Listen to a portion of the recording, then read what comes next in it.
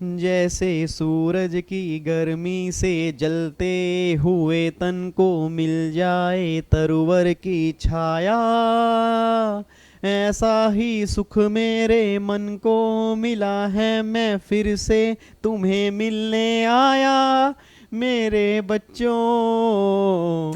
Good evening भाई, good evening, good evening सारे नु भाई, की हाल चाल जी? वधिया हो सारे, तंदुरुस्त हो? बच्चा कहता है we miss you sir, we miss you 2 3 4 5 6 7 8 9 10। इतना सारा मैंने आपको मिस किया, पता है आपको? और दोबारा से हाजिर हो चुका हूँ सर। अच्छा अब सुना ध्यान से, अब 3 दिन हमारे लगातार स्टूडेंट दरबार आएंगे। वैसे आप सब जानते हो सर हमारे एमडब्ल्यूएफ में होते हैं, बट अब ट्यूसडे को भी आएगा। क्यों? क्योंकि वेनेसडे को हमें इनकम टैक्स की रिवीजन पूरी कंप्लीट करनी है। आज हमें टॉपिक कंप्लीट करना है टीडीएस का, बट आज हमारा पूरा टॉपिक कंप्लीट नहीं होगा जी। आज हम ये लगा लो प्रोविजन हम सारे कंप्लीट कर लेंगे, जो रेट वाले इशू होंगे उसको हम कल करेंगे, और कल हमें एक और चैप्टर भी रिवाइज करना है एडवांस टैक्स का। क्योंकि देखो आज आप सब जानते हो 8:30 बजे मुझे लाइव आना होता है, तो मैं सेशन ले पाता हूँ 40 से 50 मिनट का। उसमें टीडीएस की पूरी रिवीजन नहीं होगी। मैं चाहता हूँ कम से कम रिवीजन बढ़िया तरीके से करें, ताकि एग्जाम में क्वेश्चन कोई भी बने मेरी फैमिली का बच्चा गलती ना करके आए। तो आज हम पूरा टीडीएस रिवाइज नहीं कर पाएंगे। कल हमारे पास थोड़ा टाइम ज़्यादा होगा, क्योंकि कल मुझे 8:30 बजे लाइव नहीं आना। तो कल स्टूडेंट दरबार जो होगा ना, वो मैं 1.5 घंटे का रख दूंगा। उसमें टीडीएस के कुछ पॉइंट कवर करेंगे और एडवांस टैक्स का चैप्टर खत्म करेंगे। उसके बाद फिर वेनेसडे को फाइनली जो आपके छोटे बड़े टॉपिक होंगे, फॉर एग्जांपल हो गया अपील, हो गया मैट, हो गया एएमटी, हो गया, उसकी फटाफट से रिवीजन करा दूंगा। और वेनेसडे को कंप्लीट अपनी रिवीजन पूरी कंप्लीट करेंगे स्टूडेंट दरबार की। तो जीएसटी हम पहले कंप्लीट कर चुके हैं, इनकम टैक्स वेनेसडे कंप्लीट करेंगे, और 27 मिनट 7 कॉन्सेप्ट वाले सेशन भी हमारे वेनेसडे कंप्लीट हो जाएंगे जी। तो ये लगा लो वेनेसडे को हमारी इनकम टैक्स और जीएसटी पूरी कंप्लीट रिवीजन होने के बाद वेनेसडे को रात को 10 बजे फिर लाइव आना है मुझे क्वेश्चन करवाने के लिए जी। तो वेनेसडे को फिर रात को 10 बजे मुलाकात होगी जी। जैसे हम जीएसटी में डेली मिलते थे सर, ध्यान रखना अगर कोई बच्चा डेली मुझे 10 बजे नहीं मिला ना क्वेश्चन करने के लिए, फिर मत कहना सर, क्योंकि देखो अभी हमने की है रिवीजन, अब हमें करने हैं क्वेश्चन। और इतने क्वेश्चन प्रैक्टिस करने हैं ना, आपको वाकई फील हो कि सर जो हमने रिवीजन किए ना, अब जब क्वेश्चन कर रहे हैं सारे क्वेश्चन सोल्व हो रहे हैं। और एक से एक क्वेश्चन कराऊंगा सर, एक से एक क्वेश्चन कराऊंगा, बस ये बात ध्यान देना जी। चाहे मुश्किल हो, आसान हो, टेक्निकल हो, प्रोविजन बेस हो, प्रैक्टिकल बेस हो, सारे क्वेश्चन हम क्लास में करेंगे। ठीक है? बच्चा कह रहा है सर मजा आएगा, मजा आएगा सर, पूरा ये बात ध्यान देना। चलो री, अब बातें ज़्यादा नहीं करते, इधर देखो ध्यान से री, एक बार फटाफट से यहाँ पे दोबारा देख लो। आज हमारी 5 जुलाई है जी, आज हमारी 5 जुलाई है। तो आज हमें क्या करना है, टीडीएस का टॉपिक आज हम करेंगे। उसके बाद कल 6 जुलाई को टीडीएस और एडवांस टैक्स करेंगे। फिर 7 जुलाई को हमारे स्टूडेंट दरबार की लास्ट क्लास होगी। तो फाइनली इनकम टैक्स की कंप्लीट रिवीजन जो होगी हम 7 जुलाई को कंप्लीट कर देंगे जी। ठीक है नी? इधर देखो ध्यान से, तो आज हमें जो रिवीजन स्टार्ट करनी है ना, चैप्टर हमारा है जी टीडीएस का और टीसीएस का। इसके जितने प्रोविजन हैं उसको बढ़िया तरीके से आज हम रिवाइज कर लेंगे। उम्मीद करूंगा एक बार आप घर से चैप्टर पढ़कर आए हो। देखो जी, अगर आप घर से पढ़कर आए हो फिर तो समझ में आएगा। अगर आप बिल्कुल भी पढ़ के नहीं आए, मतलब पहली बार ताज़ा ताज़ा नया नया पढ़ने के लिए बैठे हो, फिर मैं माफ़ी चाहता हूँ सर, मे भी समझ में ना आए। क्योंकि देखो अगर एक बार पहले पढ़ा हुआ है तो समझ में आएगा, नहीं पढ़ा तो मैं कुछ कह नहीं सकता जी। बट फिर भी बैठ के सुन लेना, क्या पता कुछ समझ में आ जाए। इधर सुना, मैं ध्यान से कहना क्या चाह रहा हूँ जी। अब अगर मैं टीडीएस के चैप्टर की बात करूंगा ना, याद करो सर मैंने क्लास में कहा था कि टीडीएस के अंदर मेनली 2 लोग होते हैं, एक तो होता है डिडक्टर, एक होता है डिडक्टी। डिडक्टर को हम क्या बोलते हैं, पेयर बोलते हैं। डिडक्टी को हम क्या बोलते हैं, पेई बोलते हैं। अब मेरा पूरी क्लास से क्वेश्चन है, एक तो आपका यहाँ पे डिडक्टर निकल के आ रहा है, एक आ रहा है डिडक्टी। अब बच्चा ये बात कहता है सर डिडक्टर का मतलब क्या होता है? डिडक्टर का मतलब होता है कि जो पर्सन पेमेंट करेगा उसको बोलेंगे डिडक्टर, जिसको पेमेंट करेगा उसको बोलेंगे डिडक्टी। सर एक बात मैंने सोच के बताना, मान लो आप मेरे रेगुलर बैच के बच्चे हो, आपने मुझे फीस पे की है। अब अगर आपने मुझे फीस पे की है तो पेयर कौन बन गया? आप लोग बन गए। पेई कौन बन गया? मैं बन गया जी। अब बच्चा ये बात कहता है सर ये पेयर और पेई को हम इन दोनों को अलग क्यों करके चल रहे हैं? क्योंकि गवर्नमेंट ये बात कहती है जो टीडीएस काटने वाला होगा ना, वो कौन होगा? डिडक्टर होगा, या उसको बोलेंगे पेयर। मतलब टीडीएस काटने वाला कौन होगा? या तो पेयर होगा या कौन होगा? डिडक्टर होगा। जिसका टीडीएस कटेगा वो कौन होगा? या तो डिडक्टी होगा या वो क्या होगा? पेई होगा। अच्छा पहली बात तो ये समझो, टीडीएस के पूरे चैप्टर में 2 लोग आपके दिमाग में घूमेंगे जी, एक तो घूमेगा डिडक्टर, एक घूमेगा डिडक्टी। जो टीडीएस काटने वाला होगा उसका नाम होगा डिडक्टर, जिसका टीडीएस कटेगा उसका नाम क्या होगा? डिडक्टी होगा। दूसरी बात, ये बात ध्यान देना जी, आपने सुना होगा सैलरी पे टीडीएस कटता है, बट पहली बात तो ये समझो कि सिर्फ सैलरी पर टीडीएस नहीं कटता, सैलरी के अलावा और बहुत सारी पेमेंट होती हैं जहां पे टीडीएस कटता है। और कल की क्लास में यही आपको दिखाऊंगा कितनी सारी पेमेंट होती हैं, कितनी एग्जाम्पशन लिमिट होती हैं, रेट कौन कौन से होते हैं, वो सारी बातें कल हम डिस्कस करेंगे। तो पहली बात तो ये समझो कि सैलरी पर टीडीएस कटता है, बट सैलरी पर ही टीडीएस कटता है मैं ये नहीं कह रहा। सैलरी एक पेमेंट है, उस सैलरी के अलावा फॉर एग्जांपल प्रोफेशनल फीस हो गया, रेंट हो गया, कमीशन हो गया, ब्रोकरेज हो गया, इंटरेस्ट हो गया जी, एडवर्टीजमेंट की सर्विस हो गया जी, और उसके बाद इनकम हो गया, मतलब आपका ये लगा लो, मतलब कई सारी चीज़ें हैं सर। कैश मतलब अगर पेमेंट कैश में होगी तो टीडीएस कटेगा, मतलब काफ़ी सारी पेमेंट है, आपको मैं कल दिखाऊंगा इतनी सारी पेमेंट है, अलग अलग एग्जाम्पशन लिमिट है, अलग अलग रेट है। तो कौन कौन से रेट हमें याद करने हैं, कौन कौन सी एग्जाम्पशन लिमिट याद करनी होंगी, वो सारी बातें कल डिस्कस करेंगे। आज हमें मेन समझना है कि प्रोविजन क्या क्या है।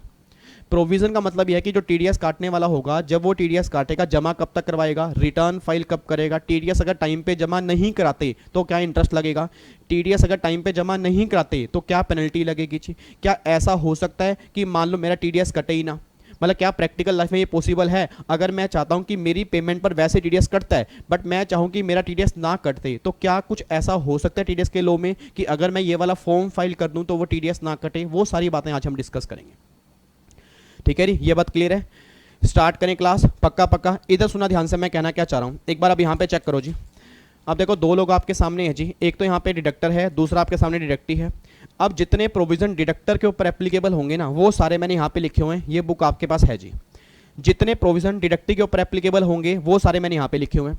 अब एक बार चेक करते हैं डिडक्टर के हाथ में कौन कौन से प्रोविजन एप्लीकेबल होंगे, पहले एक बार वो देख लेते हैं। फिर डिडक्टी के हाथ में कौन कौन से प्रोविजन एप्लीकेबल होंगे, फिर एक बार वो देख लेंगे। एक बार पहले बात करते हैं डिडक्टर की। डिडक्टर के हाथ में सबसे पहला कॉन्सेप्ट एप्लीकेबल होगा, कॉन्सेप्ट ऑफ सेस और surcharge in case of TDS rate. इसका मतलब क्या भी डिस्कस करेंगे। अगला आ रहा है पेमेंट ऑफ टीडीएस आ रहा है, रिटर्न ऑफ टीडीएस आ रहा है, टीडीएस सर्टिफिकेट आ रहा है, interest in case of default in payment of TDS आ रहा है, फीस और penalty in case of default in return of TDS आ रहा है। उसके बाद no deduction of TDS in certain case आ रहा है। फिर डिडक्टी के हाथ में section 206AA, section number 197, 197 capital A, ये सारे प्रोविजन जो हैं ये हमें टीडीएस के लॉ में करने हैं। अब इस चैप्टर को समझाने के लिए ना, इस चैप्टर को रिवाइज करवाने के लिए मैं पूरे चैप्टर में एक क्वेश्चन लूंगा, और जितने बच्चे मेरे सामने बैठे हैं, मेरा पूरी फैमिली से रिक्वेस्ट है, पूरी फैमिली से रिक्वेस्ट है, आने वाले 40 मिनट मेरी फैमिली बस यहां पे ध्यान देगी। उस एग्जाम्पल को अगर आपने प्रैक्टिकली समझ लिया, मैं सही बता रहा हूं सर, सिंगल सिंगल प्रोविजन आपको ऐसे क्लियर होगा ना, जो आपको मे बी क्लास में भी नहीं हुआ होगा। इधर सुना ध्यान से, मैं कहना क्या चाह रहा हूं सर, एक बात मैंने सोच के बताओ। मान लो यहां पे मेरी एकेडमी का नाम क्या है जी, मेरी एकेडमी का नाम है, लेट्स टेक एन एग्जांपल, मान लो वीजी स्टडी हब। मेरी एकेडमी का नाम है वीजी स्टडी हब। ये बात तो क्लियर है, अब सब बच्चे जानते हैं एकेडमी का नाम क्या है, वीजी स्टडी हब, ये एकेडमी का नाम है। अच्छा यहाँ पे ना वीजी स्टडी हब एकेडमी है। मान लो मिस्टर विवेक जो हैं, मिस्टर विवेक जो हैं, मैं जो हूँ ना यहाँ पे एज ए फैकल्टी हूँ। वैसे तो आपका भाई इसका ओनर है, बट मान लो मैं एज ए फैकल्टी काम कर रहा हूँ। अब अगर मैं एज ए फैकल्टी काम करूँगा तो होगा क्या जी, इट मीन्स मैं इसको प्रोफेशनल सर्विस दूंगा और ये एकेडमी मुझे प्रोफेशनल फीस पे करेगी। जैसे आप सब जानते हो हमारी एकेडमी में लॉ में संजीव सपरा सर हैं जी, ठीक है, जेआईजेएल में अंकुश बंसल सर हैं, अमित टाल्डा सर हैं, वो सारे फैकल्टी की तरह काम करते हैं। अब जो भी टीम, मतलब मैं भी हैं, संजीव सर भी हैं, सपरा सर भी हैं, मतलब सॉरी अंकुश बंसल सर भी हैं, अमित टाल्डा सर भी हैं, सब फैकल्टी की तरह काम कर रहे हैं। अब अगर हम फैकल्टी की तरह काम करें तो होगा क्या जी, ये एकेडमी जो है हमें क्या पे करेगी, प्रोफेशनल फीस पे करेगी। अब जब ये एकेडमी हमें प्रोफेशनल फीस पे करेगी तो मे बी अगर किसी बच्चे ने टीडीएस का लॉ पहले सही ढंग से पढ़ा हुआ है तो याद करो, एक सेक्शन 194J है जो ये बात कहता है कि अगर पूरे साल की प्रोफेशनल फीस 30,000 से ज्यादा होगी ना, उस पर्सन को पेमेंट करते टाइम टीडीएस काटना होगा और बैलेंस पेमेंट करनी होगी फैकल्टी को। मैं दोबारा बोलूंगा जी, जिस बच्चे ने टीडीएस का लॉ पहले सही टाइम पर पढ़ा हुआ है, मे बी अगर आपको ध्यान करो 194J में क्या लिखा है जी, अगर कोई पर्सन प्रोफेशनल सर्विस देगा पूरे साल की, मैं पर मंथ नहीं कह रहा, पूरे साल की प्रोफेशनल फीस अगर 30,000 से ऊपर होगी तो पेमेंट करने वाले को टीडीएस काट के गवर्नमेंट को जमा करवाना पड़ेगा। ये बात 194J में लिखी हुई है। मेरी फैमिली का हर बच्चा एग्जाम्पल सुन ले जी, इस एग्जाम्पल के साथ ना, इस एग्जाम्पल के साथ, इस सिंगल एग्जाम्पल के साथ मैं सारे प्रोविजन रिवाइज करवा दूंगा, बस ये बात ध्यान देना चाहिए। अब हुआ क्या जी, मिस्टर विवेक यहाँ पे सर्विस दे रहे हैं, प्रोफेशनल सर्विस दे रहे हैं। मान लो वीजी स्टडी हब जो है इनको पूरे साल की प्रोफेशनल फीस पे करता है 1 लाख रुपए। वीजी स्टडी हब जो है पूरे साल की प्रोफेशनल फीस पे करता है 1 लाख रुपए। अब अगर वीजी स्टडी हब मिस्टर विवेक को प्रोफेशनल फीस 1 लाख रुपए की पूरे साल की पे करता है तो मेरा पूरी क्लास से क्वेश्चन है, क्या वीडी स्टडी हब को पेमेंट करने पर टीडीएस काटना होगा नहीं काटना होगा? मेरे को हाँ या ना में आंसर दो सर। क्या वीडी स्टडी हब को पेमेंट करने पर टीडीएस काटना होगा नहीं काटना होगा? 100% काटना होगा, क्योंकि 194 जे ये बात कहता है कि अगर पूरे साल की पेमेंट 30,000 से ज्यादा होगी, दोबारा बोलूंगा, पूरे साल की पेमेंट 30,000 से ज्यादा होगी तो पेमेंट करने वाले को टीडीएस काटना पड़ेगा। अगर पेमेंट 1,00,000 रुपए की है, 30,000 से ऊपर है, पेमेंट करते टाइम टीडीएस काटना पड़ेगा। अब सबसे पहला क्वेश्चन ही आ रहा है कि जब 194 जे ने कहा कि अगर पेमेंट आपकी 30,000 से ऊपर होगी तो पेमेंट करने पर टीडीएस काटना पड़ेगा। इस सेक्शन में रेट लिखा हुआ है टीडीएस काटना पड़ेगा 10% से। अब जब सेक्शन में रेट लिखा है 10% से, तो मेरे डाउट मेरे मन में आता है, बच्चा सामने बैठा है स्वीटी, स्वीटी कहती है सर मेरे मन में डाउट ये है कि जैसे जब मान लो आपको पेमेंट मिलेगी, तो आप जब इनकम टैक्स पे करते हो अपनी इनकम पर असेसमेंट ईयर में, तो आप उसमें सेस भी ऐड करते हो। मैं कहा स्वीटी बिल्कुल सेस भी ऐड करता हूं। तो बच्चा कह रहा है सर मेरे मन में ये डाउट आ रहा है कि जब वीडी स्टडी हब पेमेंट करते टाइम टीडीएस काटेगा तो क्या वो 10% से ही टीडीएस काटेगा? क्वेश्चन सुना, क्वेश्चन बहुत बढ़िया जी। स्वीटी कह रही है कि सर क्या ये वीडी स्टडी हब 10% से ही टीडीएस काटेगा या 10% में सेस ऐड करेगा फिर टीडीएस काटेगा? मैंने कहा स्वीटी क्या तुम मुझसे ये पूछना चाह रही हो कि जब वीडी स्टडी हब टीडीएस काटेगा या क्या वो 10% से काटेगा या वो 10.4 से काटेगा? 10.4 क्यों? क्योंकि अगर मैं 10% में 4% सेस ऐड करूंगा तो 10.4 बन जाएगा। ये महानालायक बच्चे हैं, कहीं पता क्या कह रहे हैं? कह रहे हाय 10% में 4 ऐड करेंगे तो 14 बन जाएगा ना, 14 बन जाएगा ना। इनके मैं कान खींचूंगा, ध्यान रखना। नालायको 10% में 4% ऐसे ऐड नहीं करना, 10% का 4% निकालोगे 0.4 फिर ऐड करोगे 10.4 बन जाएगा।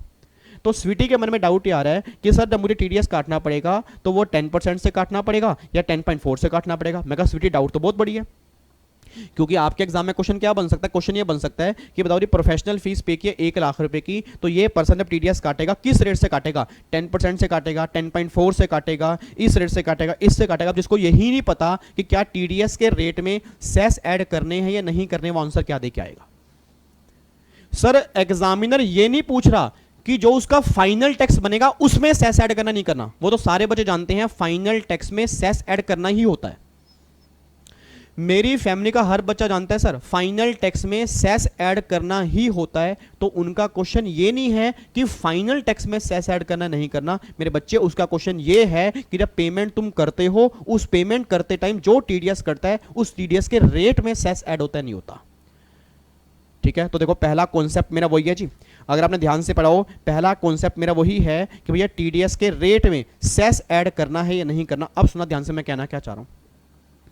अब जैसे ही स्वीटी ने मुझसे क्वेश्चन पूछा ना, मैं कहा स्वीटी तुमने क्वेश्चन तो बहुत बढ़िया पूछा है और इस क्वेश्चन का आंसर अब हम जानने चलते हैं। अब जैसे मैं गवर्नमेंट के पास गया, मैंने गवर्नमेंट से बोला, मैंने कहा गवर्नमेंट ने कहा क्या हुआ? मैं कहा गवर्नमेंट मैंने ना विवेक को ना प्रोफेशनल फीस पे करनी है 1,00,000 रुपए की, तो टीडीएस का रेट तो सेक्शन में 10% है, तो ये समझ नहीं आ रहा क्या टीडीएस के रेट में सेस ऐड करूं या ना ऐड करूं, मतलब 10% से ही काटूं या 10.4 से काटूं, ये समझ नहीं आ रहा। तो गवर्नमेंट मुझे कह रही है विवेक कि तेरी पेमेंट पे, प्लीज ध्यान सुना जी, गवर्नमेंट मुझे कह रही है विवेक कि तेरी पेमेंट करते हुए रेट में सेस ऐड होगा या नहीं होगा, वो डिपेंड करता है कि तू पेमेंट कर किसको रहा है और पेमेंट कर किसकी रहा है। मैं दोबारा बोलूंगा री, टीडीएस के रेट में, हेलो, टीडीएस के रेट में सेस ऐड होगा या नहीं होगा वो डिपेंड करता है कि तू पेमेंट कर किसको रहा है और पेमेंट कर किसकी रहा है। मैं कह रही मतलब समझा नहीं मैं आपकी बात। कह रहे भाई देख, अगर मिस्टर विवेक एनआर है, नहीं यार बात समझ में, अगर मिस्टर विवेक एनआर है, एनआर मींस नॉन रेजिडेंट है, अगर मिस्टर विवेक नॉन रेजिडेंट है तो भैया तू पेमेंट किसी भी चीज की कर ले, तो कोई भी पेमेंट कर ले, हर पेमेंट में तुझे सेस ऐड करना पड़ेगा, बस ये ध्यान देना चाहिए।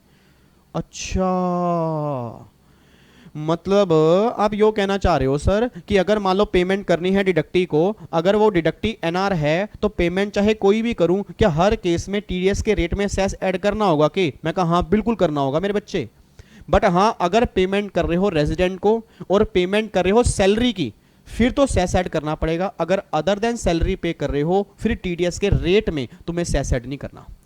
अब मुझे फटाफट से बोल दो रही, प्रोफेशनल फीस पे कर रहा हूं तो क्या वो सैलरी है या other than salary? Other than salary है। मिस्टर विवेक रेजिडेंट हैं, नॉन रेजिडेंट हैं? रेजिडेंट है, इसलिए मैं 10% से ही टीडीएस काटूंगा, 10.4 से नहीं काटूंगा। देखो ये हमने क्लास में समझा था, अगर आपको ध्यान आता हो जी। ठीक है नहीं, आओ जी एक बार फटाफट से एक बार डायग्राम। कई बच्चे कह रहे हैं सर एक बार दोबारा बताता हूँ, पहले एक बार डायग्राम तो देख लो। ये देखो डायग्राम देखो कितना बढ़िया बनाया है, कॉन्सेप्ट नंबर 1, बहुत ध्यान से देखना जी। अगर डायग्राम देख लोगे जबरदस्त समझ में आएगा। चेक करना क्या लिखा हुआ है। अगर पेमेंट कर रहे हो रेजिडेंट को, पेमेंट कर रहे हो नॉन रेजिडेंट को। अब अगर पेमेंट कर रहे हो नॉन रेजिडेंट को तो गवर्नमेंट कह रही है ऑल केसेस, मतलब सैलरी हो चाहे अदर देन सैलरी हो, टीडीएस का रेट जो सेक्शन में दिया होगा उसमें सरचार्ज भी ऐड करना पड़ेगा और सेस भी ऐड करना पड़ेगा। अब सरचार्ज तो ऐड तब होगा जब वो इनकम उस वैल्यू से ऊपर होगी, मतलब 50 लाख से ऊपर होगी, 1 करोड़ से ऊपर होगी। सेस तो हर केस में ऐड करना है, तो जो भी आपका ये इफेक्टिव रेट होगा ना उससे टीडीएस काटना पड़ेगा। बट हाँ, अगर पेमेंट करो रेजिडेंट को, अगर कर रहे हो सैलरी की, फिर तो आप सेस ऐड करोगे। अगर पेमेंट कर रहे हो अदर देन सैलरी की, तो जो रेट सेक्शन में दिया होगा उसी रेट से टीडीएस कटेगा। बस ये बात ध्यान देना चाहिए। मैं दोबारा बोल रहा हूं, जो रेट सेक्शन में दिया होगा उसी रेट से टीडीएस कटेगा। बस ये बात ध्यान दो, ये बातें निकल के आती हैं। सर आप ना हमें एक क्वेश्चन दोगे, सर हमें ना एक क्वेश्चन दे दो, वो हमें पता है आप 10 तारीख से रात को 11 बजे मतलब 10 बजे लाइव आ रहे हो, उसमें क्वेश्चन कराओगे, बट अभी एक बार हमें क्वेश्चन दे दो। हमें ना थोड़ी घबराहट हो रही है कि एग्जाम में क्वेश्चन कैसा बनेगा और हम सोल्व कैसे कर पाएंगे। वो मेरा बच्चा, मेरा तोरी कलर का बच्चा बैठा है, देखो सामने ग्रीन कलर का बच्चा बन के बैठा हो, बढ़िया जबरदस्त। माई दे बछड़े लालो लाल, देखो लाल टमाटर बच्चा बैठे जी। मुझे फटाफट से आंसर देना। मैंने पेमेंट की है जी निक जोनस को, जीजू, हमारे जीजू, हमारे प्यारे जीजू निक जोनस। पेमेंट की है जी निक जोनस को, पेमेंट की है सैलरी की, और मान लो टीडीएस का रेट हमें दिया हुआ है 10%। पेमेंट की है जेम्स, मिस्टर जेम्स, ये भी एनआर है। पेमेंट की है रेंट की, सेक्शन में रेट दिया हुआ है 10%। पेमेंट की है वीजी को, मिस्टर विवेक गाबा को, सैलरी की पेमेंट की है, रेट 10% दिया हुआ है, ये रेजिडेंट है। मिस्टर विवेक को पेमेंट की है प्रोफेशनल फीस की, रेट 10% सेक्शन में है, ये भी रेजिडेंट है। देखो 2 क्वेश्चन रेजिडेंट के हैं, 2 एनआर के हैं। बस ये बता दो एग्जाम में क्वेश्चन बन गया किस रेट से टीडीएस काटना है, फटाफट से बोलना चाहिए। 4% सेस आप सब जानते हो, सेस कितना है 4%। सरचार्ज को बाहर निकाल दो भी। मेरे को फटाफट से बोला अगर पेमेंट करेंगे जोनस को जी, हाँ जी अगर पेमेंट करेंगे जोनस को, सैलरी है 10% है, क्या सेस ऐड करूंगा नहीं करूंगा, यस ऐड करूंगा। तो भैया रेट सेक्शन में चाहे 10% दिए, बट टीडीएस जो कटेगा ना वो 10.4 से कटेगा। पेमेंट कर रहा हूं जेम्स को, रेंट की कर रहा हूं जी, रेट 10% दिया, बट फिर भी टीडीएस जो कटेगा वो 10.4 से कटेगा जी।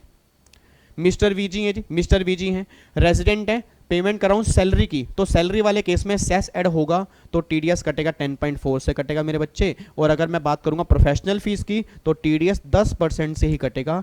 बच्चा कहता है भाई साहब रट लिया सर, कहता सर रट लिया, कहता बस ये बात समझ में आई कि अगर पेमेंट करोगे रेजिडेंट को और पेमेंट करोगे अदर देन सैलरी की, उस केस में सेस ऐड नहीं होगा, बाकी हर केस में सेस ऐड होगा। Answer is yes. रट लो चाहे समझ लो, वैसे मैंने तो समझाया है, अगर नहीं समझ में आया तो मैं कुछ कर नहीं सकता सर। बाकी इसके लॉजिक होते हैं, ऐसा क्यों है मैंने क्लास में एक्सप्लेन किए हुए हैं जी, मैंने क्लास में आपको बताए हुए सारे लॉजिक, बट अब वो लॉजिक का टाइम नहीं है जी। अब बस इतना ध्यान देना कि जब भी हमारे एग्जाम में अब क्वेश्चन बनता है कि हमें सेस ऐड करना है नहीं करना, क्योंकि एमसीक्यूज के अंदर ये कंफर्म क्वेश्चन बन सकता है कि बताओ किस रेट से टीडीएस काटना है। तो एग्जाम में क्या दिया होगा, 20 भी दिया होगा और 20.8 भी दिया होगा। मतलब अगर 20% रेट है, मान लो 4% सेस है, तो 20.8 हो गया ना।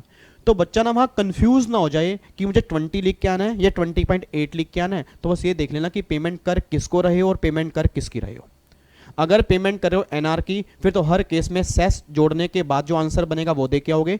अगर पेमेंट कर रहे हो रेजिडेंट की, तो सैलरी वाले केस में तो सेस जोड़ोगे, अदर देन सैलरी वाले केस में सेस नहीं जोड़ोगे। बस ये बात ध्यान देना जी। उम्मीद करूंगा कॉन्सेप्ट नंबर 1 समझ में आता है, ठीक है जी। Sorry, thank you. बच्चे कह रहे हैं god bless you sir, thank you जी, थैंक यू। ठीक है जी, अब कोई दिक्कत तो नहीं है। तो ये बात क्लियर हो गई भाई, सैलरी रेजिडेंट वाले केस में क्या करना है और नॉन रेजिडेंट वाले केस में क्या करना है, ये दोनों पॉइंट हमारे क्लियर हो चुके हैं जी। ठीक है, लो जी, अब हमारा कॉन्सेप्ट नंबर 1 खत्म हो गया। अब मैंने कहा था मैं उस एग्जाम्पल से ही पूरा चैप्टर खत्म कराऊंगा। उस एग्जाम्पल के बाद वापिस आ जाओ जी। अब ये एग्जाम्पल यहाँ पे देखो जी, दोबारा से वीडी स्टडी हमने विवेक वहाँ पे फैकल्टी है, 1 लाख रुपए की पेमेंट करनी है। अपने आप बोल दो सेक्शन में रेट दिया 10%। तो अब जो टीडीएस कटेगा, अपने आप बोलना जी, अब जो टीडीएस कटेगा वो 10% से काटोगे या 10.4 से काटोगे। आंसर चैट बॉक्स में लिख के बताओ जी, जल्दी लिख के बताओ सर। टीडीएस 10% से काटोगे या 10.4 से काटोगे? मेरे बच्चे, मेरे नालायक बच्चे, अभी तो बताया 10% से काटूंगा, फिर 10.4 क्यों कह रहे हो? सर रेजिडेंट है, पेमेंट अदर देन सैलरी है, फिर सेस ऐड क्यों करोगे? तो टीडीएस जो कटेगा वो किससे कटेगा, 10% से कटेगा। अब सुना ध्यान से, 1,00,000 रुपए की पेमेंट है, 10% टीडीएस काटना है, तो मतलब 10,000 रुपए का टीडीएस काटना है, ठीक है, टीडीएस काटना है 10,000 रुपए का। अब अगर टीडीएस 10,000 रुपए काटना है, प्लीज ध्यान सुना जी, अगर टीडीएस 10,000 रुपए काटना है तो मान लो वीडी स्टडी हब ने 10,000 रुपए का टीडीएस काट लिया। सर मान लो 1,00,000 रुपए की पेमेंट करनी है विवेक को, 10,000 रुपए टीडीएस काटा और 90,000 रुपए की पेमेंट कर दी विवेक को। विवेक के हाथ में कितने रुपए आए, 90,000 रुपए। टीडीएस मैंने कितना काटा, 10,000 रुपए। मेरा पूरी क्लास का क्वेश्चन है, ये 10,000 रुपए क्या मैं अपनी जेब में डालूंगा या पे करने हैं गवर्नमेंट को, बस ये बोल दो। क्या ये 10,000 रुपए क्या मैं अपनी जेब में डालूंगा या पे करने हैं गवर्नमेंट को, जल्दी बोलो सर, क्या ये 10,000 रुपए मैं अपनी जेब में डालूंगा या पेमेंट करने गवर्नमेंट को, पेमेंट करनी है गवर्नमेंट को, रीजन बिंग क्योंकि टीडीएस का पैसा है। और अगर मुझे पेमेंट करनी है गवर्नमेंट को तो अगला क्वेश्चन ये आता है कि जो पर्सन टीडीएस काटने वाले होते हैं, जो पर्सन टीडीएस काटने वाले होंगे उन्हें टीडीएस की पेमेंट गवर्नमेंट को कब करनी होगी, अगला पॉइंट मेरा ये है जी। तो गवर्नमेंट ये बात कहते हैं विवेक कि जो वीडी स्टडी हब ने तेरा 10,000 रुपए का टीडीएस काटा, उसको पेमेंट करनी है, जिस मंथ में टीडीएस काटा होगा उससे अगले महीने की 7 तारीख को पेमेंट करनी है। मतलब जिस मंथ में टीडीएस काटा होगा उसे अगले महीने की 7 तारीख तक पेमेंट करनी है। और अगर ये टीडीएस मार्च के महीने में काटा है तो पेमेंट करनी होगी 30 अप्रैल को। मैं दोबारा बोल रहा हूं जी, आप सब जानते हो सर, आपने पहले पढ़ा हुआ टीडीएस के लॉ में कि पेमेंट होती है मंथली बेस पे। मंथली का मतलब क्या होता है, अगले महीने की 7 तारीख, अगले महीने की 7 तारीख। और अगर पेमेंट होगी मार्च के महीने की तो क्या होगा, 30 अप्रैल। बस ये बात ध्यान देना, एक बार चेक करना जी, आंसर देखो जी, एक बार चेक करो, देखो जी, पेमेंट करनी होती है अगर मैं अप्रैल से लेके फेब तक के महीने की बात करूंगा तो 7th ऑफ नेक्स्ट मंथ, और अगर मार्च के महीने की बात करूंगा तो 30 अप्रैल तक पेमेंट करनी होगी, ये बात ध्यान देना जी, ठीक है।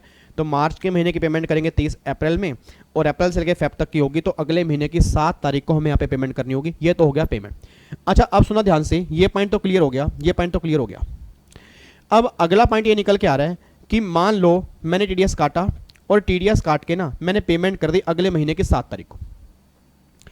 अब जब मैंने अगले महीने की 7 तारीख को पेमेंट कर दी है तो गवर्नमेंट कहती है जो लोग टीडीएस की पेमेंट करेंगे वो टीडीएस की रिटर्न भी फाइल करेंगे।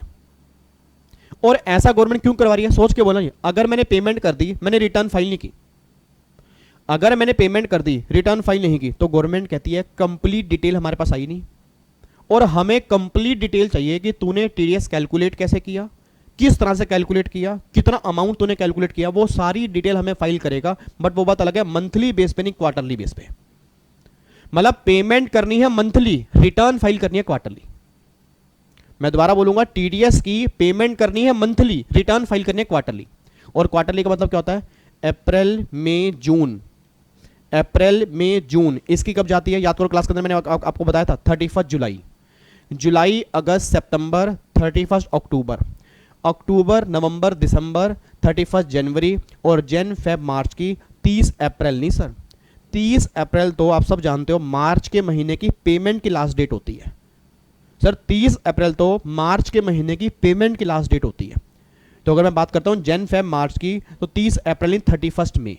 तो गवर्नमेंट ये बात कहती है आपको मार्च के महीने की जो रिटर्न फाइल करनी है उस क्वार्टर की 30 अप्रैल इन 31 मई तक रिटर्न फाइल करनी है। बस ये बात ध्यान दो जी, एक बार चेक करना, देखो जी, पेमेंट करनी है मंथली बेस पे, रिटर्न फाइल करनी है क्वार्टरली। एक बार दोबारा चेक करो, अप्रैल मई जून की 31 जुलाई, जुलाई अगस्त जुलाई अगस्त सितंबर, जुलाई अगस्त सितंबर की 31 अक्टूबर, अक्टूबर नवंबर दिसंबर 31 जन, और जन फेब मार्च की 31 मई।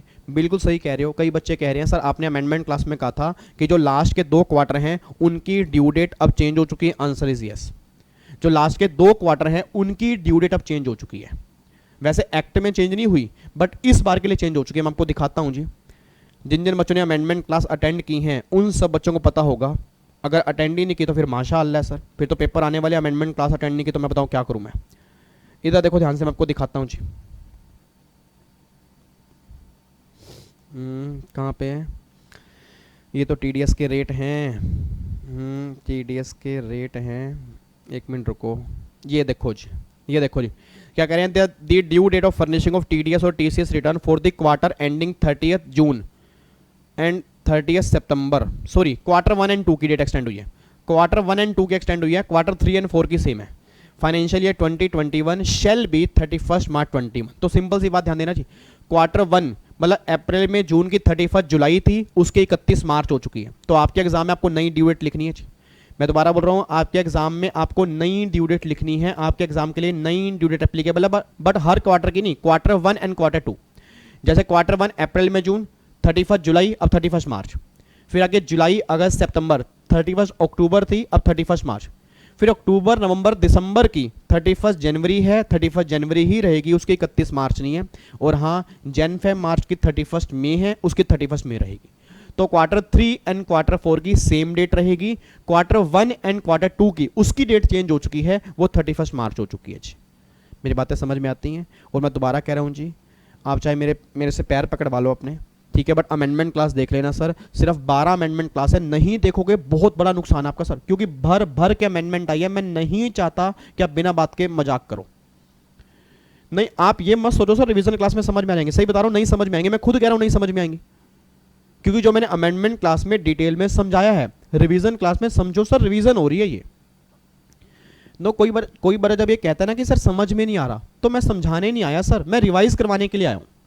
आपने समझा तो पहले हुआ है क्लास में, हम तो रिवीजन कर रहे हैं कि याद करो आपने ये बात पढ़ी थी पहले, ठीक है। तो अभी भी कह रहा हूं सर, अमेंडमेंट बहुत ज्यादा है इनकम टैक्स में। हाथ जोड़ के निवेदन है, प्लीज एक बार अमेंडमेंट देख लेना जी। फिर ये मत कहना एग्जाम देने के बाद सर ये तो पता ही नहीं था, क्योंकि इस बार का एग्जाम बहुत ज्यादा अमेंडमेंट बेस्ड बनेगा सर, बहुत ज्यादा, क्योंकि अमेंडमेंट हर चैप्टर के अंदर काफी सारी है। तो रिस्क मत लेना, बिल्कुल भी बिल्कुल रिस्क मत लेना जी, ठीक है नी। तो ये टीडीएस के रिटर्न में चेंज आया है। तो एक बार ना यहाँ पे मैं लिख देता हूँ जी, एक बार यहाँ पे लिख देता हूँ, ये क्वार्टर 1 और क्वार्टर 2 इन दोनों की जो डेट है क्वार्टर 1 एंड क्वार्टर 2 की, ये हो चुकी है 31 मार्च। और बाकी दोनों क्वार्टर की डेट जो है ये सेम है, इसमें कोई चेंज नहीं है जी, ठीक है, इसमें कोई दिक्कत तो नहीं है। लो जी, अब मुझे फटाफट से बोल दो जी, एक बार अब दोबारा बोल दो, अभी तक हमने कितने कॉन्सेप्ट किए हैं जी, मुझे बताओ नहीं फटाफट से। इस एग्जाम्पल को देख के सोचो, इस एग्जाम्पल को देख के सोचो जी, अभी तक हमने कितने कॉन्सेप्ट किए हैं? अभी तक हमने 3 कॉन्सेप्ट किए हैं जी, याद करो, अभी तक हमने 3 कॉन्सेप्ट किए हैं। सबसे पहला कॉन्सेप्ट क्या कह रही, टीडीएस की पेमेंट काट ली, काटने के बाद जमा करवा के आ गया, रिटर्न फाइल कर दी। दोबारा बोलो, टीडीएस की पेमेंट काट ली, काटने के बाद जमा करवा के आ, रिटर्न फाइल करनी है। टीडीएस की पेमेंट काट ली, जब मैंने टीडीएस की पेमेंट काटी, उसमें सेस ऐड करूंगा नहीं करूंगा वो डिपेंड किस पे करेगा, पेमेंट कर किसको रहे हो, पेमेंट कर किसके रहे हो। पेमेंट करूंगा एनआर को, हर केस में सेस ऐड करने होंगे, रेजिडेंट वाले केस में, सैलरी वाले केस में ऐड करने हैं, अदर देन सैलरी वाले केस में सेस ऐड नहीं करना। फिर पेमेंट की जमा कब करवानी है? अगले महीने की 7 तारीख को, मार्च के महीने की जमा करवानी है 30 अप्रैल को। रिटर्न फाइल करनी है क्वार्टरली बेस पे, अप्रैल में जून, वैसे 31 जुलाई है, जुलाई अगस्त सितंबर, 31 अक्टूबर है, अक्टूबर नवंबर दिसंबर 31 जन है, जन फेब मार्च 31 मई है। बट पहले 2 क्वार्टर की डेट अब हो चुकी है 31 मार्च, और बाकी 2 क्वार्टर की डेट सेम ही है। ये बात क्लियर हो गई जी।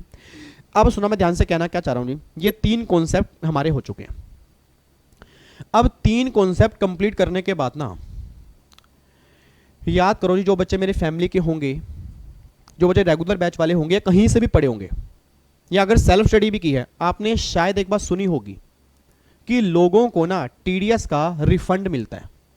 अच्छा, किस किस ने ये बात सुनी हुई है कि लोगों को टीडीएस का रिफंड मिलता है?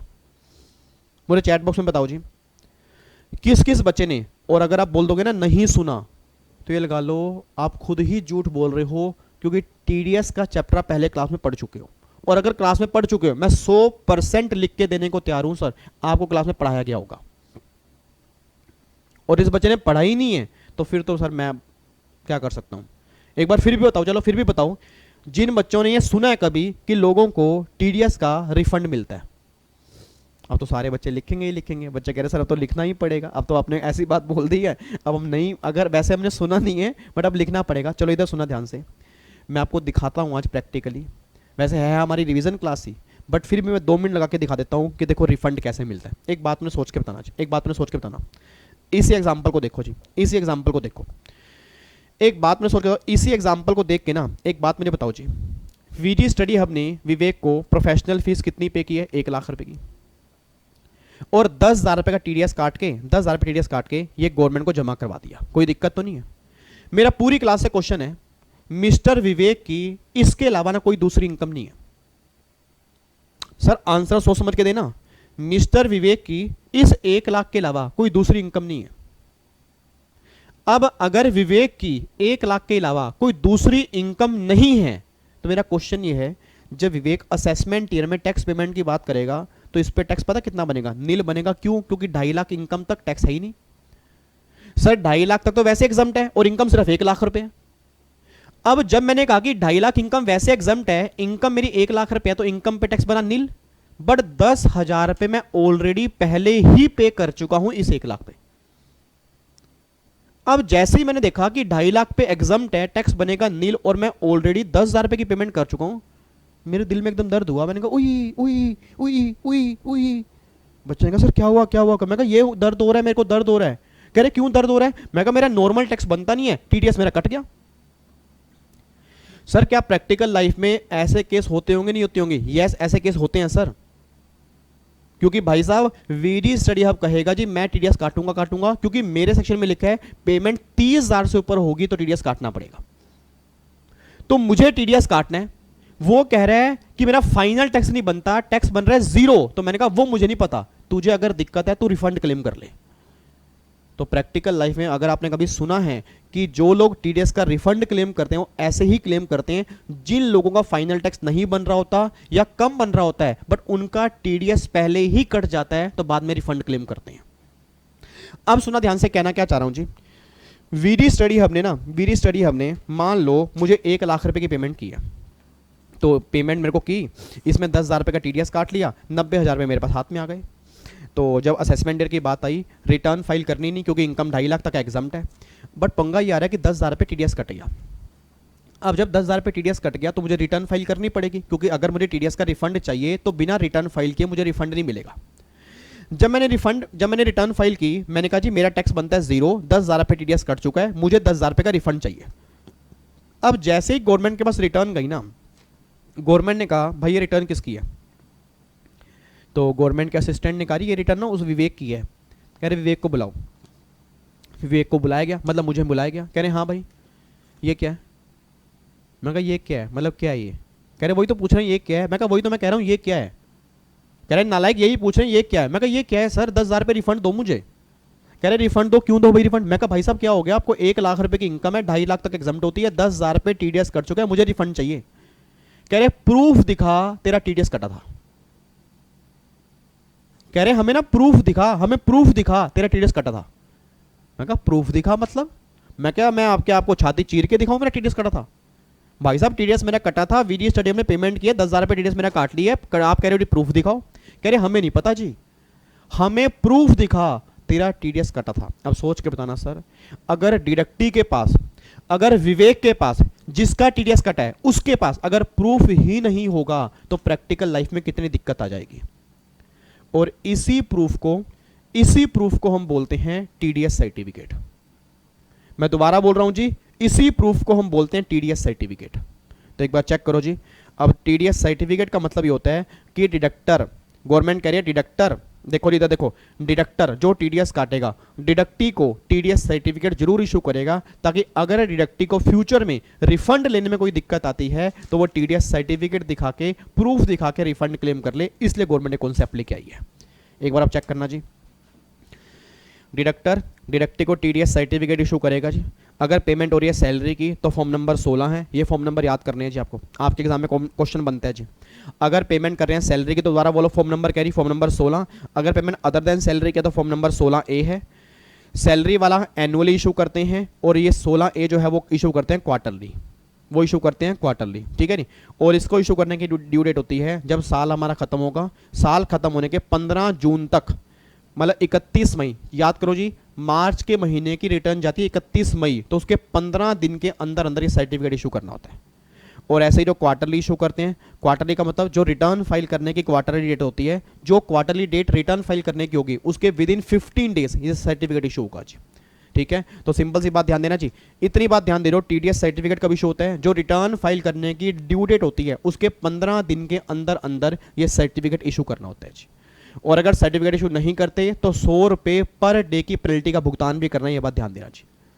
तो सिंपल सी बात मुझे बताओ जी, अभी तक अगर कोई बच्चा मेरी क्लास में अलर्ट बैठा हो जी, रिवीजन क्लास को सही ढंग से सुन रहा हो, मैंने 4 बातें बताई हैं जी, मैंने अभी तक 4 बातें बताई हैं और चारों बातें ही डिडक्टर के हाथ में एप्लीकेबल हैं, डिडक्टी के हाथ में एप्लीकेबल नहीं है। पहली बात, डिडक्टर टीडीएस काटेगा, उसमें सेस ऐड करेगा नहीं करेगा वो चेक कर लेंगे। दूसरा केस, टीडीएस काटने के बाद जमा कब तक करवाएगा। तीसरा केस जमा करवाने के बाद रिटर्न कब फाइल करेगा, और चौथा केस वो डिडक्टी को सर्टिफिकेट कौन सा इशू करेगा, कौन से फॉर्म में इशू करेगा और कब इशू करेगा, वो सारी बातें बता दीजिए। तो अभी तक ना हम ये 4 कॉन्सेप्ट कंप्लीट कर चुके हैं। आप एक बार चेक करो, इन चारों कॉन्सेप्ट की रिवीजन कर चुके हैं, पहला, दूसरा, तीसरा, चौथा। अब जो अगले 2 कॉन्सेप्ट करवाने जा रहा हूं वो करवाने जा रहा हूं डिडक्टी के पॉइंट ऑफ व्यू से, आपस में इंटरलिंक करके। एक बात मैंने सोच के बताना जी, एक बात मैंने सोच के बताऊं। क्या नाम आपका? नाम बताओ मेरे बच्चे, नाम क्या आपका? आपका ही बोल रहा हूं, आपका अमृता। अमृता, मैं नाम भूल गया था आपका। आप भी डेली बेस पे आते हो क्लास देखने के लिए? बिल्कुल जी, बच्चा कह रहा है सर बिल्कुल डेली बेस पे आते हैं। अब ध्यान रखना जी, मैं किसी बच्चे को दिसंबर की जब मैं रिवीजन क्लास डालनी स्टार्ट करूंगा उस टाइम देखना नहीं चाहता। जिनके एग्जाम अगस्त में है, अगस्त में क्लियर करने हैं। वादा रहा? वादा रहा मुझसे? सर ध्यान रखना, वादा रहा है तो वादा पूरा कंप्लीट करना, चाहे जान लगानी पड़ जाए। मेरे दिल की तमन्ना यह है कि जो बच्चे अभी अगस्त के लिए क्लास देख रहे हैं वो अगस्त में ही क्लियर करेंगे, वो मुझे कहीं पर भी दिसंबर में नहीं दिखने चाहिए। घबराओ मत। बच्चा कह रहा है हाय सर हार्ट बीट तेज हो जाती है। क्यों जाती है भाई? नहीं क्यों जाती है सर? इतनी मेहनत करने के बाद भी कॉन्फिडेंस नहीं ना अपने ऊपर। कॉन्फिडेंस लेके आओ यार, कॉन्फिडेंस। मैं सही बता रहा हूं, अगर आपने कॉन्फिडेंस अपने अंदर ले आए ना, आपके एग्जाम क्लियर हो जाएंगे।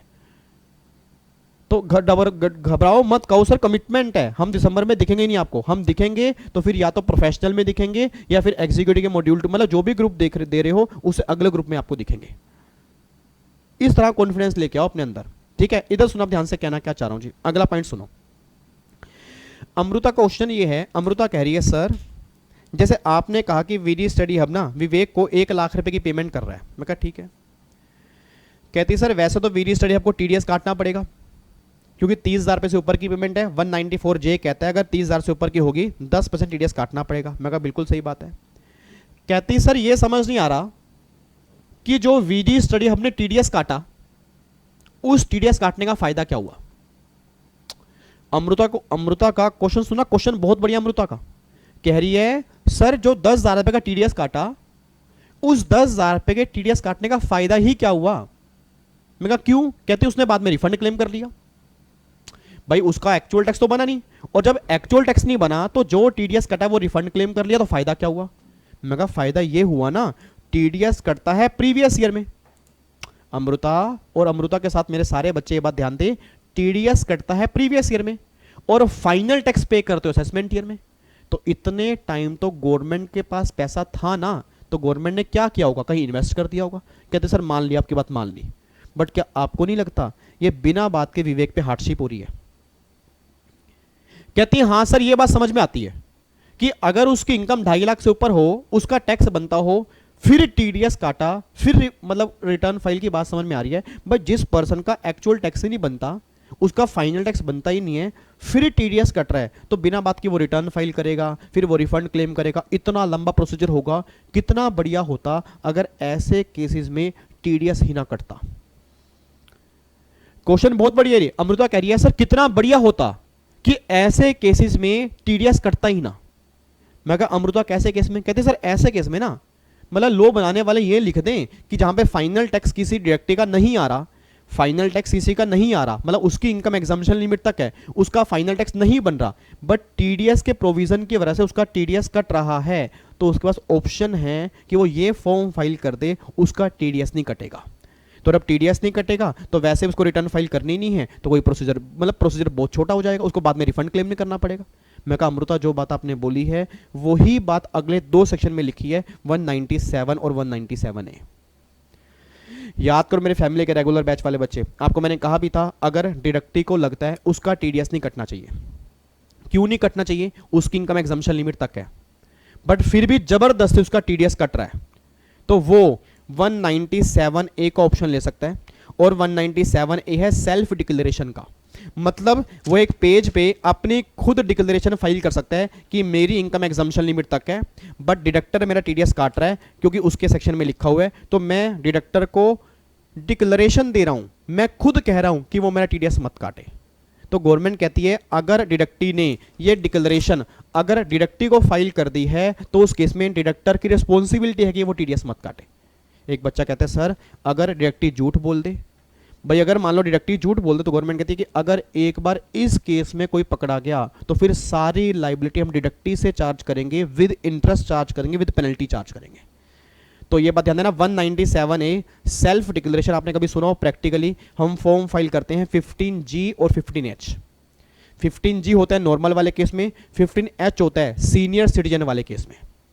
बच्चा कहता है सर फिर 197 में क्या लिखा है? 197 में भी सेम है, बट 197 में सेल्फ डिक्लेरेशन नहीं है, उसमें एओ का सर्टिफिकेट है। मतलब उसमें तुम्हें डिपार्टमेंट के पास जाना पड़ेगा, डिपार्टमेंट को केस सुनाना पड़ेगा, डिपार्टमेंट सारा केस सुनने के बाद तुम्हें सर्टिफिकेट इशू करेगा। जब वो सर्टिफिकेट इशू करेगा तुम वो सर्टिफिकेट दोगे डिडक्टर को, वो सर्टिफिकेट देखने के बाद फिर डिडक्टर तुम्हारा टीडीएस नहीं काटेगा। बस ये बात ध्यान देना चाहिए। तो बच्चा कहता है सर फिर 2 सेक्शन क्यों लेकर आए? भाई हमारा तो दिमाग खराब कर दिया ना, भाई सेक्शन एक ही क्यों नहीं लेकर आए? इसका रीजन एक है, क्योंकि 197A में सारी पेमेंट कवर नहीं होती। जो पेमेंट 197A में कवर होती हैं उसके लिए सेल्फ डिक्लेरेशन फाइल की जाएगी। जो 197A में कवर नहीं होती, अगर उसमें तुम्हें कोई दिक्कत है कि टीडीएस नहीं कटना चाहिए, फिर तुम 197 के पास जाओ जी। आपको मैं दिखाता हूं, देखो जी, एक बार यहाँ पे चेक करो। ये देखो जी 197 और 197 है, मैंने डायग्राम बनाया है बहुत बढ़िया जी। देखो जी 197A में क्या है? सेल्फ डिक्लेरेशन, डिडक्टर है, डिडक्टी है। डिडक्टर डिडक्टी को स्पेसिफाइड पेमेंट कर रहा है, और स्पेसिफाइड पेमेंट कौन सी है? ये देखो जी, एक interest on security, second interest other than interest on security, मतलब एफडी का इंटरेस्ट हो गया, लोन पे इंटरेस्ट हो गया। उसके बाद जी अमाउंट विड्रॉन फ्रॉम आरपीएफ, अगर पैसा विड्रॉ किया आरपीएफ से, एलआईसी का पैसा मिला, रेंट का पैसा मिला, इंश्योरेंस कमीशन, अगर 1 2 3 4 5 6, अगर इन 6 में से कोई भी एक पेमेंट है और अगर डिडक्टी को लगता है कि टीडीएस नहीं कटना चाहिए, देखो फिर डिडक्टी क्या करेगा? क्या लिखा है? Self declaration under form number 15G, अगर वो नॉर्मल है 60 साल से कम है, या 15H सीनियर सिटीजन वाले केस में फाइल कर देगा डिडक्टी को, मतलब डिडक्टर को। डिडक्टर क्या करेगा? After this declaration deductor won't deduct TDS, वो टीडीएस नहीं काटेगा। बस ये बात ध्यान दो जी। और देखो फिर यहाँ पे क्या लिखा है जी, ये डिडक्टर है, डिडक्टी है, एओ है। डिडक्टी गया एओ के पास, वहाँ से सर्टिफिकेट लेके आया, वो सर्टिफिकेट डिडक्टर को सबमिट करवाया। After submission of AO certificate deductor won't deduct TDS और deduct TDS at lower rate prescribe in the AO certificate, मतलब फिर वो टीडीएस काटेगा उस रेट से जो एओ ने सर्टिफिकेट में लिखा होगा, या वो टीडीएस ही नहीं काटेगा। बस ये बात ध्यान दो। तो मेरी फैमिली का हर बच्चा बस ये बात ध्यान दे रही, इधर देखो ध्यान से। बच्चा कह रहा है सर कैसे याद होगा? सारा याद होगा, अगर पहले सही ढंग से पढ़ा होता तो याद होता।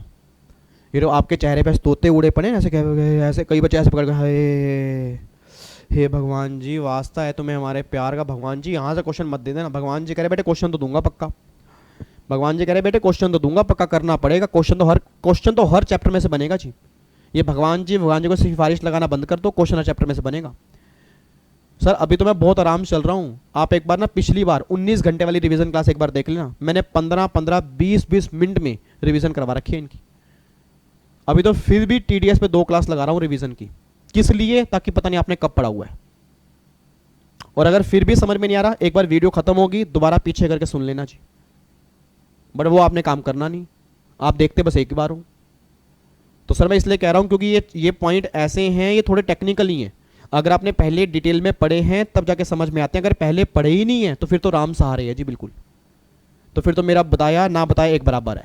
एक बार फिर भी मेरी रिस्पॉन्सिबिलिटी है, दोबारा समझा रहा हूं जी। मैंने अभी तक ये बात बोली है कि अगर डिडक्टर, अब दोबारा सुन लेना जी किसी बच्चे को अगर दिक्कत आ रही है, अगर डिडक्टर डिडक्टी को पेमेंट कर रहा है और अगर डिडक्टी को लग रहा है कि उस पेमेंट पर मेरा टीडीएस नहीं कटना चाहिए, तो 2 चीजें हैं, 197A 197A में 6 पेमेंट है। अगर पेमेंट उन 6 में से कोई भी एक है तो डिडक्टर नहीं करा, डिडक्टी सेल्फ डिक्लेरेशन फाइल कर दे फॉर्म 15G 15H में कि तुम मेरा टीडीएस मत काटो। डिडक्टर उस डिक्लेरेशन को देखने के बाद टीडीएस नहीं काटेगा। बट अगर पेमेंट उन 6 में से एक नहीं है तो फिर डिडक्टी एओ के पास जाए, डिपार्टमेंट के पास जाए, डिपार्टमेंट को केस सुनाए, डिपार्टमेंट अगर सेटिस्फाइड होगा डिपार्टमेंट सर्टिफिकेट इशू करेगा, वो सर्टिफिकेट डिडक्टर होकर जमा करा दे, तो उस सर्टिफिकेट में अगर लिखा है डिडक्टी का टीडीएस नहीं काटना तो फिर डिडक्टर टीडीएस नहीं काटेगा। बस ये बात ध्यान देना चाहिए। तो एग्जाम में अगर क्वेश्चन बन जाए ना बताओ जी, टीडीएस ना काटने के लिए कौन से फॉर्म नंबर होते हैं 197A में? तो 15G नॉर्मल वाले केस में, सीनियर सिटीजन वाले केस में 15H होता है, बस ये बात ध्यान दो जी। और 15G और 15H कौन कौन सी पेमेंट पर इशू होते हैं? 6 पेमेंट याद करने, 6। Interest on security, interest on other than security, RPF हो गया, एलआईसी हो गया, रेंट हो गया, इंश्योरेंस कमीशन हो गया। ये 6 पेमेंट ऐसी हैं जहां 197A की सेल्फ डिक्लेरेशन जाती है। इन 6 को छोड़ के हर किसी केस में 197 फॉलो करोगे, इन 6 केस में 197A फॉलो करोगे। ये बात क्लियर होगी? तो ये आपका 197A आ गया। ये बात क्लियर है? अब सुना ध्यान से, अब बिल्कुल छोटे छोटे प्रोविजन है जी। अगला प्रोविजन ये है, एक बात मुझे बताओ जी, अगला प्रोविजन ये है कि मान लो टीडीएस, जैसे आपको मैंने एग्जांपल दिया था, इधर देखो ध्यान से, एग्जाम्पल के ऊपर वापस आओ जी। बस 5-7 मिनट की बात हो रहा है, फिर ये प्रोविजन हमारे खत्म हो जाएंगे, फिर रह जाएंगे रेट, जहां पे आपको बहुत ज़्यादा दिक्कत आती है, उसको हम कल करेंगे। कौन कौन से रेट इंपॉर्टेंट होंगे वो मैं कल बता दूंगा। आपका एक होमवर्क है, आपने एक बार घर से रेट एक बार देख के आने हैं। आपको मैं दोबारा बोल रहा हूँ, एक आपका होमवर्क है कि आपने घर से एक बार रेट देख के आने, ताकि अगली क्लास में जो मैं बातें बोलूँ कुछ बातें आपको समझ में आनी भी चाहिए जी। इधर देखो ध्यान से, एक बार फटाफट से देखो यहाँ पे, वीडी स्टडी हमने विवेक को पेमेंट करनी है 1 लाख रुपए की, 30,000 से ऊपर है, टीडीएस काटना चाहिए। मान लो वीडी स्टडी हब टीडीएस नहीं काटता, भाई टीडीएस काटना चाहिए था, टीडीएस नहीं काटता, या टीडीएस काट तो लिया बट काटने के बाद जमा नहीं करवाया, या टीडीएस उसने लेट काटा, या टीडीएस उसने काटने के बाद लेट पे किया, उस केस में क्या होगा? तो गवर्नमेंट कह रही है, सुनो जी हमारी बात, अगर किसी पर्सन ने, लाइनों पे जाना जी मेरी, सुनना ध्यान से, हेलो हेलो अंकल, सीधे होके बैठो, बिल्कुल बिल्कुल सीधे होके बैठो, नालायक। मतलब हद हो गई है सर, 40 मिनट में क्लास को बच्चा कह रहा है, ऐसे कर रहा है बच्चा, उबासियां ले रहा है, नालायक। इधर देखो ध्यान से, हद हो गई बिल्कुल। आज मैं का जगराता दर्शन पाएंगे, आएगी शेरों वाली माता दर्शन पाएंगे। फटाफट सुनो जी, फिर अभी 8:30 बजे दोबारा मिलना लाइव, 8:30 बजे लाइव आऊंगा, ध्यान रखना जी। और आज हमें लास्ट टॉपिक खत्म करना है, बट उसके ऊपर 2 क्लास लगाऊंगा, एक क्लास आज और एक क्लास वेडनेसडे को, ठीक है जी। फटाफट इधर देखो ध्यान से, सिर्फ 5 मिनट की बात हो, सिर्फ 5 मिनट की। अब अगर वीडियो स्टडी हमने टीडीएस नहीं काटा, गवर्नमेंट कह रही है कि अगर टीडीएस नहीं काटा या टीडीएस काटने के बाद जमा नहीं कराया, वो बन जाएगा सेशन डिफॉल्ट, 1% का पर मंथ लगेगा इंटरेस्ट, और जितना टीडीएस नहीं काटा उसके बराबर की पेनल्टी, मतलब 100% पेनल्टी। आपके एग्जाम में कई बार क्वेश्चन बना कि अगर इस पर्सन ने टीडीएस नहीं काटा या काटने के बाद जमा नहीं कराया, कितनी पेनल्टी? 100%, rate 1% interest. और अगर टीडीएस लेट काटा तो 1% का इंटरेस्ट पेनल्टी नहीं है, और अगर टीडीएस सही टाइम पे काटने के बाद लेट जमा करवाया तो 1.5% का इंटरेस्ट है, पेनल्टी कोई भी नहीं है। तो मैं दोबारा बोलूंगा, अगर काटा ही नहीं है, टीडीएस काटा ही नहीं है, या काटने के बाद जमा नहीं कराया, तो इंटरेस्ट एंड पेनल्टी दोनों। और अगर टीडीएस लेट काटा, टीडीएस काटा तो है, लेट काटा तो 1%, और अगर लेट पे किया तो 1.5%। इन दोनों केस में पेनल्टी नहीं है जी, ठीक है। एक बार चेक करना भी, यहां पे देखो जी, देखो री, टीडीएस नहीं काटा या काटने के बाद जमा नहीं कराया तो आप बन जाओगे डिफॉल्टर, 1% इंटरेस्ट है, 100% पेनल्टी है। और अगर टीडीएस लेट काटा या लेट पे किया तो 1% पर मंथ लेट डिडक्शन वाले केस में, और 1.5% लेट पेमेंट वाले केस में, और कोई भी पेनल्टी इस केस में एप्लीकेबल नहीं होगी, बस ये पर ध्यान देना चाहिए, ठीक है। अब एक लास्ट पॉइंट यहाँ पे निकल के आ रहा है कि अगर आपने रिटर्न लेट फाइल की, अगर आपने टीडीएस की रिटर्न लेट फाइल की है और उसमें गलती कर दी तो क्या होगा? तो गवर्नमेंट कह रही है भैया, टीडीएस की रिटर्न अगर लेट फाइल की है तो 200 रुपये पर डे की तो फीस है, और 10,000 रुपये से लेकर 1 लाख रुपये तक की पेनल्टी है, बस ये पर ध्यान देना जी। एक बार दोबारा बोलूंगा जी, अगर आपने टीडीएस की रिटर्न लेट फाइल की है, अगर आपने टीडीएस की रिटर्न लेट फाइल किया तो 10,000 से लेकर 1 लाख तक की तो पेनल्टी लग सकती है, और 200 रुपये पर डे की फीस है। और अगर रिटर्न में आपने गलती की है, मान लो रिटर्न गलत फाइल कर दी, नाम गलत हो गया, नहीं पैन कार्ड गलत हो गया, उस केस में अगर आपने टीडीएस की रिटर्न गलत फाइल की है, उस केस में 10,000 से लेकर 1 लाख तक की पेनल्टी आपके ऊपर लगेगी, और ये पेनल्टी माफ भी नहीं होगी। तो एक बात ध्यान देना जी, अगर डिडक्टर ने रिटर्न फाइल करते हुए कोई भी गलती की है तो डिडक्टर के हाथ में 10,000 से लेकर 1 लाख तक की पेनल्टी लगेगी, और वो पेनल्टी माफ नहीं होगी, बस ये बात ध्यान देना जी। बच्चा कह रहे हैं सर क्या इस केस में इंटरेस्ट नहीं है? आंसर इज नो, इस केस में इंटरेस्ट नहीं है, ठीक है। इस केस में सिर्फ लेट फाइलिंग की 200 रुपये तो पर डे की फीस है, और 10,000 से लेकर 1 लाख तक की पेनल्टी है लेट फाइलिंग की। और अगर रिटर्न में गलती कर देते हो तो फिर 10,000 से लेकर 1 लाख तक की पेनल्टी भी आपके ऊपर एप्लीकेबल हो जाएगी जी, ठीक है। ये बात यहां पे निकल के आ रही है। अच्छा एक याद करो, मैंने आपको क्लास में एक चीज़ बताई थी कि अगर आप कुछ स्पेसिफाइड लोगों को पेमेंट करते हो, अगर आप कुछ स्पेसिफाइड लोगों को पेमेंट करते हो तो उनकी पेमेंट के टाइम पे टीडीएस नहीं काटना होता। कोई बच्चा क्लास में ऐसा है जो बता सकता है मुझे, रेगुलर बैच वाला जी बच्चा, या कहीं से आपने पढ़ा होगा, कोई बच्चा मुझे बताना चाहता हो? याद करो 196 जी। आपको मैंने कहा था कि अगर आप पेमेंट कर रहे हो गवर्नमेंट को, रिजर्व बैंक ऑफ इंडिया को, ऐसी कॉरपोरेशन जो सेंट्रल एक्ट के अंदर एस्टेब्लिश है, या म्यूचुअल फंड को अगर पेमेंट करोगे इन चारों में से किसी को, तो पेमेंट चाहे जितनी मर्जी करो, टीडीएस काटने वाले को टीडीएस नहीं काटना। मतलब एग्जाम्ट है सर, एग्जाम्ट है। तो आपके एग्जाम में क्वेश्चन क्या बन सकता है कि ऐसे लोग बताओ जिन लोगों पर टीडीएस के प्रोविजन एप्लीकेबल ही नहीं होते। पहला कौन सा हो गया? गवर्नमेंट। दूसरा बोलो रिजर्व बैंक ऑफ इंडिया। तीसरा ऐसी कॉरपोरेशन जो सेंट्रल एक्ट के अंदर बनी है। और चौथा कौन सा हो गया? Mutual fund. इन चार केस में पेमेंट चाहे जितनी मर्जी करो, उस केस में टीडीएस के प्रोविजन एप्लीकेबल नहीं होंगे। दैट इज 196 जी। ये बात क्लियर है? और एक लास्ट प्रोविजन, बस जाते आते सिर्फ 2 मिनट की बात हो रहा है। लास्ट प्रोविजन जी, याद करो जी, रिटर्न के चैप्टर में एक मैंने पैन कार्ड वाला आपको बताया था, याद करा? पैन कार्ड वाला मैंने कहा था आधार कार्ड लिंक करवाना है। हाँ याद करो, याद करो, मैंने कहा था आधार कार्ड लिंक करवाना है। अगर आधार लिंक नहीं कराते तो ये मान लेंगे पैन आपका इनऑपरेटिव हो गया, और अगर पैन इनऑपरेटिव हो गया तो ये मान लेंगे पैन कार्ड आपने दिया ही नहीं है। अगर पैन कार्ड नहीं दिया तो सारे कॉन्सिक्वेंस वो लग जाएंगे पैन कार्ड जो ना देने के होते हैं। अगला सेक्शन देख लो जी, 206AA। अगर आप पैन कार्ड नहीं देते, मतलब अगर, ध्यान सुना जी, अगर डिडक्टी ने, मतलब जिसका टीडीएस कटना है, दोबारा बोल रहा हूं जी, जिसका टीडीएस कटना है उसने जो टीडीएस काटने वाला है उसको पैन कार्ड नहीं दिया। विवेक ने वीडी स्टडी हब को पैन कार्ड नहीं दिया, या पैन कार्ड दिया किसी और का दिया, या गलत पैन कार्ड दिया, तो वीजी स्टडी हब विवेक का टीडीएस जो काटेगा ना, वो नॉर्मल से नहीं काटेगा, हाई रेट से काटेगा। एक बार दोबारा बोल रहा हूं, अगर डिडक्टर को, मैं दोबारा बोल रहा हूं जी, कई नालायक बच्चे मेरी बातें सुन नहीं रहे, मैं ये नहीं कह रहा डिडक्टी को, मैं कह रहा हूं जिसका टीडीएस कटना है वो पैन कार्ड जमा कराएगा उसको जो टीडीएस काटने वाला होगा। और अगर पैन कार्ड नहीं देगा, या पैन कार्ड किसी और का देगा, या गलत देगा, तो जो टीडीएस काटने वाला होगा वो टीडीएस नॉर्मल रेट से नहीं काटेगा, जो हायर रेट होंगे उससे काटेगा। और किस में से हायर? देखो जी, जो रेट सेक्शन में दिया होगा वो, जो फाइनेंस एक्ट में होगा वो, और 20% whichever is higher, but 5% in case of section 194O। अब ये 194O क्या है, कल की क्लास के अंदर हम समझेंगे, तो कल हम इसको समझेंगे। मन इनमें से जो भी हाई रेट होगा उस रेट से टीडीएस कटेगा। नॉर्मल 20% होता है जी।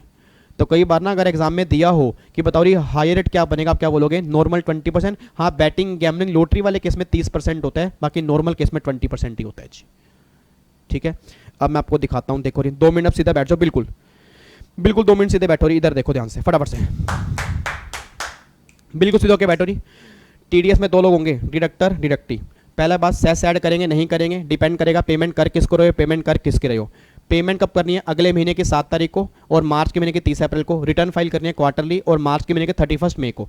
अब टीडीएस सर्टिफिकेट जमा करवाना डिडक्टर ने डिडक्टी को, फॉर्म नंबर 16 और 16A। कब जमा करवाना है? सैलरी वाला एनुअली, अदर देन सैलरी वाला क्वार्टरली। जो रिटर्न फाइल करने की डेट होगी उसके 15 दिन के अंदर अंदर। अगर सही टीडीएस नहीं काटा या काटने के बाद जमा नहीं कराया तो इंटरेस्ट 1%, पेनल्टी भी लगेगी 100%। टीडीएस लेट काटा या लेट जमा कराया तो लेट काटने का 1%, लेट पे करवाने का 1.5% पेनल्टी नहीं लगेगी। अगर रिटर्न लेट फाइल की, 200 रुपये पर डे की फीस है, 10,000 से लेकर 1 लाख तक की पेनल्टी लग सकती है। और अगर रिटर्न में गलती की है तो 10,000 से लेकर 1 लाख तक की पेनल्टी भी लगेगी। ऐसे कुछ लोग होंगे जहां पेमेंट करोगे टीडीएस से नहीं काटना पड़ेगा। गवर्नमेंट हो गया, रिजर्व बैंक ऑफ इंडिया हो गया, corporation establish under central act हो गया, और फिर लास्ट में कौन सा हो गया? Mutual fund. उस केस में टीडीएस काटना ही नहीं है। अगर मुझे लगता है डिडक्टी को कि हाय हाय हाय हाय मेरा टीडीएस क्यों कट रहा है, मेरा टीडीएस नहीं कटना चाहिए क्योंकि मेरी इनकम इतनी है ही नहीं, तो फिर 197A 197A self declaration 6 payment वाले केस में अगर वहां नहीं कवर होते देन 197A में form number 15G 15H, normal वाले केस में 15G, सीनियर सिटीजन वाले केस में 15H होगा। और फिर अगर पैन कार्ड जमा नहीं कराया या गलत कराया तो टीडीएस कटेगा हायर रेट से, और हायर क्या होगा? जो सेक्शन में होगा, फाइनेंस एक्ट में होगा, और 20% whichever is higher. So simple, so easy. बच्चा कह रहा है सर आपको इतना याद कैसे है? याद है, अब डेली जब सोच के बोलो, जब डेली रिवीजन कराऊंगा तो याद नहीं होगा। यही काम आपने करना है बस। जितनी बार रिवीजन करोगे ना, जितनी बार रिवीजन करोगे सारा याद हो जाएगा जी। ठीक है, तो एक तरह से अब हमारे सारे प्रोविजन कंप्लीट हो चुके हैं। रेट की बातें फिर हम कल करेंगे। सिर्फ 5 मिनट हमारे बचे हैं। 5 मिनट के बाद पूरी फैमिली दोबारा से यहाँ पे लाइव आई है कि जी हमें करने हैं मिसलिनियस चैप्टर की रिवीजन जी, 7 कॉन्सेप्ट उसके, 7 तो नहीं पूरे कर पाएंगे, आज हम 3 या 4 करेंगे, बाकी फिर 3-4 करेंगे वेडनेसडे को। बट कल भी हमारा स्टूडेंट दरबार होगा जी, कल करेंगे टीडीएस और एडवांस टैक्स, और वेडनेसडे हम पूरा खत्म कर देंगे। ठीक है जी, चलो जी फटाफट से आओ जी, 5 मिनट के अंदर फटाफट पानी पी के आओ जी, ग्लूकोज पी के आओ, पानी पी के आओ, नींबू पानी पी के आओ जी, खाना खा के आओ, कुछ भी करके आओ, 5 मिनट में हर बच्चा यहाँ पे प्रेजेंट होगा जी। ओके जी, bye bye tata, thank you so much, जय हिंद। और अगर अच्छी लगे तो अपना प्यार देके जाना, नहीं तो जो काम करने वाले होते हैं वो बच्चे करते ही हैं जी। Thank you so much, god bless you, love you love you love you love you so much जी, बाय बाय। रोते हुए आते हैं सब, हंसता हुआ जो जाएगा, वो मुकद्दर का सिकंदर जाने मन कहलाएगा। हो।